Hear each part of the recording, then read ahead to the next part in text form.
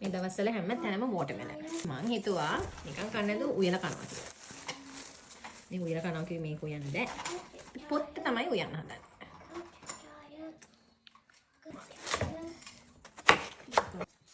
එහෙනම් ඉතින් දැන් ඔය රතු පාට කොටසයි කොළ පාට කොටසයි චුට්ටක් කපාගෙන මැද කෑල්ලේ සුදු පාට කෑල්ල තමයි උයන්නේ.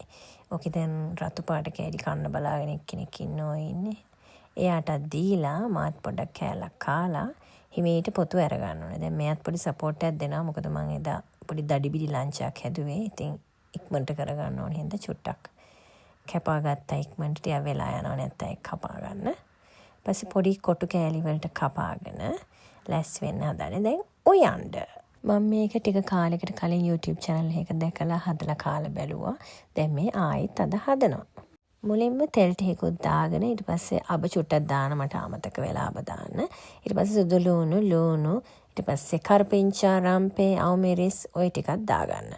ඊට පස්සේ මම මේකට ඔලු හාලට ටිකකුයි කුරුඳු කෑල්ලකුත් දාගෙන අර කපාගත්තු කොමඩු පොතු කෑලි ටික දාලා හොඳට මික්ස් කරා. ඊට පස්සේ මිරිස් කහ 3-5 ගම් මිරිස් ඔය ටික ඔක්කොම දාගෙන ආයි පොඩ්ඩක් කලවම් කරගන්නයි තියෙන්නේ. දැන් මේකට ඇතිපදමට ලුණු දාලා දිය කිරි වලින් අඩු ගින්දරේ වහලා තඹ ගන්න ඕනේ. ඔයාලා කැමති නම් වතුරෙන් තඹ ගන්නත් පුළුවන්. මේක තැම්බෙනකන් මට හිතුණා මේකට හාල් පොල් ටිකකුත් බෙදගෙන දාගත්තා නම් ෂොක් කියලා. ඉතින් ඒ නිසා මං හාල් ටිකක් බෙදෙන්න තියලා ඊට පස්සේ ඒක බෙදෙද්දි මේකට පොල් ටිකක් මම නම් ඩෙසිකේටඩ් කොකනට් දැම්මේ. පොල් ටිකකුත් දාලා ඒකත් පොඩ්ඩක් ලාදුබුරු පාට වෙනකොට මේ දෙක හොඳට කොටා ගත්තා. ඒක කොටද්දි මාර සුවඳයි. ඒක හොඳට කුඩු වෙන්නම කොටා ගන්න ඕනේ. මම ඉතින් ඔය හිමීට කොටා ගන්නවා මට චූටි වංගෙඩියක් නේ තියෙන්නේ.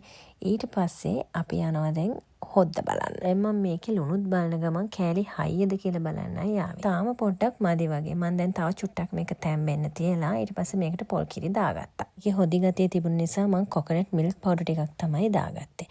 ඊට පස්සේ අපි අර කොටාගත්තු හාල් පොල් කුඩු ටික දාලා හොඳට කලවම් කරා. දැන් අර හාල් පොල් කොටලා දැම්මට පස්සේ මේක හොඳට උකු වෙලා තියෙන්නේ. කෑලිත් හොඳට තැම්බිලා ඔන්න රස පදමට ඇවිල්ලා තියෙන්නේ. දැන් ඉතින් මේකත් එක්ක බත් එකක් හොඳට කන්න පුළුවන් වෙන මොකුත් ඕනේ. ඔයාලත් හදලා බලන්න. වීඩියෝ එකට කැමති නම් ලයික් එකක් දාලා ෂෙයා කරන්නත් අමතක කරන්න එපා. හොඳේ. එහෙනම් අපි ගියා බයි.